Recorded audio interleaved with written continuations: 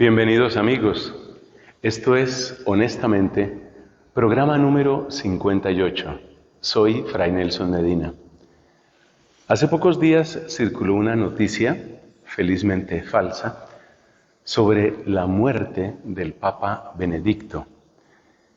Esta noticia apareció precisamente en la fiesta de San Benito, que es el santo que le dio el nombre y que también fue inspiración para Joseph Ratzinger, el entonces cardenal Joseph Ratzinger, cuando él asumió la tarea, la misión de ser el Papa, el sucesor de Pedro. De modo que circuló esta noticia y a raíz de esa noticia pues hubo abundantes reacciones de pésame y de dolor por parte de algunos, pero también reacciones de crítica con respecto a lo que fue el pontificado del Papa Benedicto. En cualquier caso, lo que nosotros queremos hacer en este programa, Honestamente, es hablar sobre 3 puntos. Primero, ¿por qué el Papa Benedicto tomó ese nombre? Es decir, ¿qué significa la figura de San Benito para Joseph Ratzinger? Segundo, ¿por qué tanta oposición que se manifestó prácticamente desde el primer momento, tanta oposición contra él? Y tercero, ¿cuál ha de ser nuestra reacción? ¿Cuál ha de ser nuestra respuesta frente al pontificado de Benedicto, que fue desde el año 2005 a la muerte de San Juan Pablo II y hasta el año 2013, febrero de 2013, cuando el mismo Benedicto renunció? Esos son los 3 puntos que queremos tratar. Entonces empecemos. ¿Por qué San Benito? ¿Por qué es tan importante en San Benito? Benito de Nursia vivió a finales del siglo VI de nuestra era.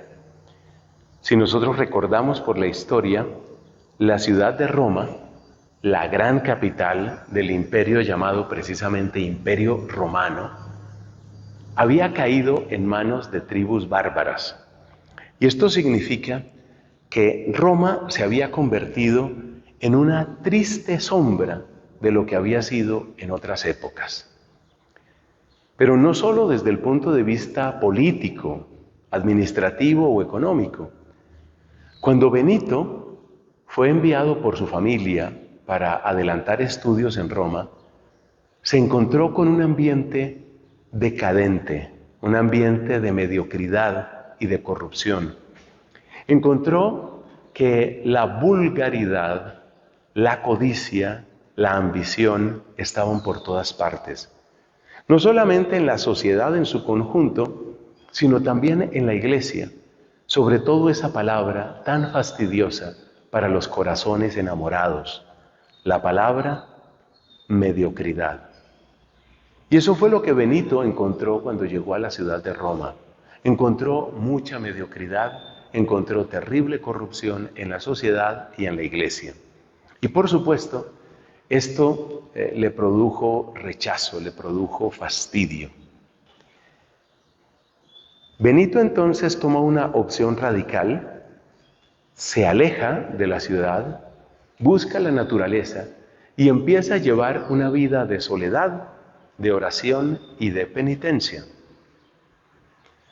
Es elegido después como director, como abad es la palabra abad quiere decir padre espiritual. Es elegido como padre espiritual de un grupo de monjes, en el cual grupo, sin embargo, no había total unanimidad. Algunos de ellos lo rechazaron y quisieron incluso envenenarlo. Benito entonces se va de esa región a Montecassino, donde funda la abadía que va a ser el corazón palpitante de la espiritualidad que hoy llamamos espiritualidad benedictina. Y desde San Benito y desde Montecassino empieza a difundirse una oleada que al mismo tiempo va a propiciar la reconstrucción del tejido social y la renovación de la vida cristiana. La influencia de la vida monástica benedictina en Europa es casi incalculable, porque todas las grandes instituciones que había conocido el mundo antiguo colapsaron con la caída del Imperio Romano, de tal modo que cuando todo se hundía, fue prácticamente la Iglesia Católica la que pudo mantener los verdaderos rasgos de civilización, de interconexión y de una cierta fraternidad o solidaridad. Esa es una de las razones por las que Benito es llamado patrono de Europa, copatrono de Europa, por ese papel de evangelización, por ese papel de reconstrucción de la sociedad a través de la vida monástica. Efectivamente, los monasterios benedictinos se convirtieron muy pronto en especie, los podríamos llamar faros. Faros no solo de proclamación y de vivencia del Evangelio, sino también faros de cultura y de reconstrucción de la sociedad. Esa red de monasterios benedictinos que va poco a poco cubriendo todo el mapa europeo, va también levantando el nivel de vida de la gente. Bueno, es fascinante la vida de San Benito. Por la relación de Benito con el conjunto de la sociedad europea, ya nos damos cuenta que se trata de una persona que tuvo un impacto más allá incluso, podríamos decir, de las fronteras visibles de la Iglesia Católica.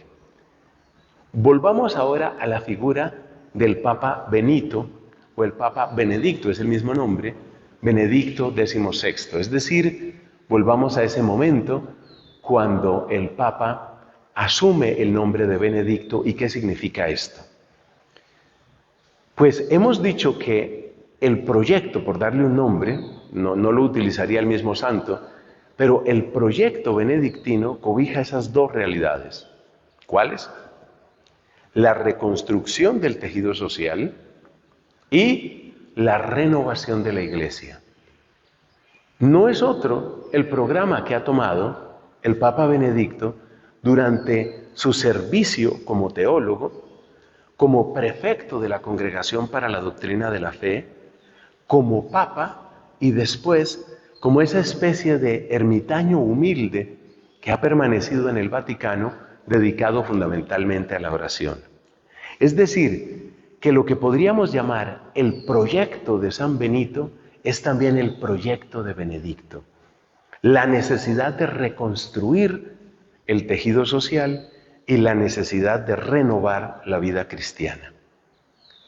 Pero viene la pregunta, ¿sobre qué bases? El elemento fundamental que trae Benedicto y que luego va a ser el motivo central del odio hacia su persona, está en la unión entre el esfuerzo racional y el don de la fe. Me atrevo a decir que lo más original y lo más duradero del pontificado de Benedicto XVI está en esa profunda relación entre la racionalidad y el papel de la fe. Veamos por qué esto es tan importante. En palabras del mismo Papa, estoy hablando de Benedicto, por supuesto, en palabras del mismo Papa Benedicto durante su pontificado, Europa nace de la confluencia de tres elementos riquísimos: la fe, de raigambre fundamentalmente judeo-cristiana, el pensamiento filosófico griego y el genio administrativo y de convivencia social, de coexistencia social propio del derecho romano.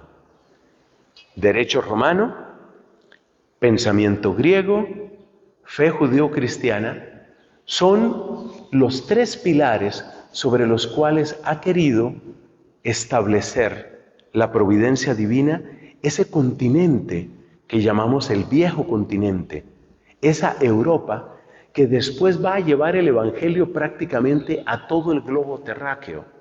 No de una manera perfecta.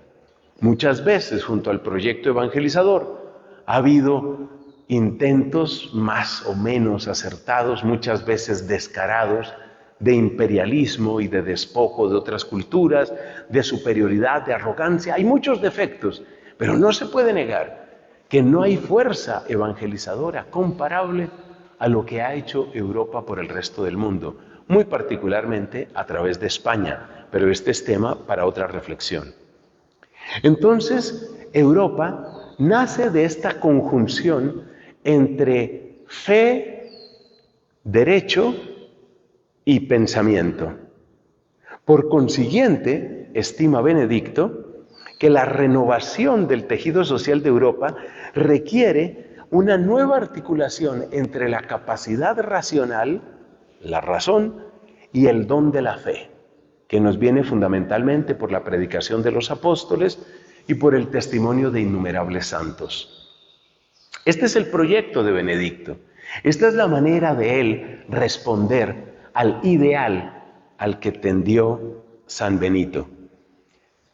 Bueno, pero ¿qué pasó con la racionalidad? O sea, fue que la racionalidad se extinguió, fue que la racionalidad se acabó en el mundo para que tengamos que decir que hay que recuperarla. Como lo explica muy bien el mismo Papa Benedicto, no, obviamente no es que se haya extinguido la razón humana, sino que la razón humana quedó a partir del surgimiento de la ciencia moderna y luego de la Ilustración francesa, la ciencia, la racionalidad quedó restringida a los aspectos puramente fácticos, es decir, a las ciencias naturales y a las aplicaciones tecnológicas. Entonces nuestro mundo ha introducido una severa limitación en el uso de la razón humana, limitándola solo a la ciencia y la tecnología. ¿Por qué esto es grave? Porque deja sin un fundamento sólido la reflexión ética, social y política. Y eso es gravísimo, porque si no hay un fundamento racional para la ética y para la convivencia social, lo único que queda para justificar la ley es la aprobación de los parlamentos, es decir, lo que se llama la ley positiva. Y esto significa que se va a considerar como bueno simplemente lo que la mayoría parlamentaria establezca, como acaba de suceder en el Parlamento Europeo. 2/3 partes del Parlamento dicen que es un derecho humano el aborto. O sea, no se necesita ser un experto en temas éticos para darse cuenta del absurdo que representa una afirmación semejante. Estás diciendo que es un derecho humano acabar con otros seres humanos, en plena contradicción con el más básico y primero de los derechos, que no es otro sino el derecho a la vida. ¿Qué se concluye de esto? Lo que se concluye es que Benedicto ha querido responder al proyecto de San Benito, lo he llamado yo proyecto de San Benito, es decir, la propuesta que la providencia de Dios le encargó a San Benito. Benedicto ha tratado de responder a eso mismo a través de un nuevo modo de enfocar la relación entre la razón y la fe para darle un sólido fundamento a la moral, un sólido fundamento a la política y por consiguiente un sólido fundamento a la ley. Bueno, esto ha causado, por supuesto, rechazo y escozor en mucha gente, porque tener leyes que dependan simplemente de los parlamentos, leyes que estén desconectadas de la reflexión racional, es inmensamente importante para los grupos de poder de nuestra época. Y eso encuentra oposición en Benedicto, y por eso el odio hacia Benedicto, y por eso apenas fue elegido empezaron a criticarlo, empezaron a llamarlo el Panzer Cardinal, es decir, bueno, pues ¿quiénes eran los Panzer? ¿Qué era la división Panzer? La división Panzer era la división de los tanques de guerra, por supuesto, los tanques de guerra del nazismo. O sea, llamarlo el Panzer Cardinal es presentarlo como heredero del nazismo, como un peligro fascista para una Europa que se supone que cultiva valores democráticos. No contentos con eso, porque esa idea no prosperó mucho, se unieron prácticamente todos los medios de comunicación para asociar en la mente de todo el mundo, asociar Benedicto, pederastia, pederastia, Benedicto. Quedó perfectamente asociado. Y en la mente de mucha gente quedó así, como el protector de los abusadores. ¿Y cómo lo lograron?